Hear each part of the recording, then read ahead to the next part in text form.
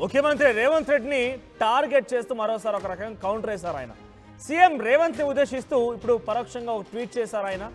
రేవంత్ రెడ్డి పేరెత్తకుండానే రాజగోపాల్ రెడ్డి విమర్శలు చేశారు.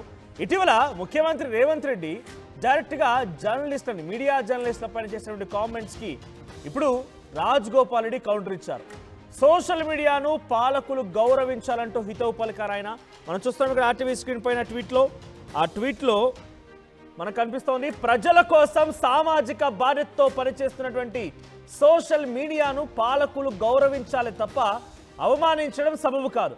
తెలంగాణ సమాజ ఆకాంక్షల మేరకు సోషల్ మీడియా మొదటి నుంచి తన శక్తి కొద్దీ పనిచేస్తూనే ఉంది.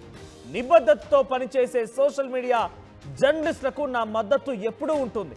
సోషల్ మీడియా జర్నలిస్టులను దూరం పెట్టాలంటూ ప్రధాన మీడియా వారిని ఎగదోయడం, ముమ్మాటికి విభజించి పాలించడమే. ఇలాంటి కుటిల పన్నాగాలను తెలంగాణ సమాజం సహించదు. ఇది కోమటిరెడ్డి రాజగోపాల్ రెడ్డి చేసిన ట్వీట్. ఈ ట్వీట్కి డైరెక్ట్గా ముఖ్యమంత్రి రేవంత్ రెడ్డిని పరోక్షంగా ఆయన ఉద్దేశించి మాట్లాడినట్టుగా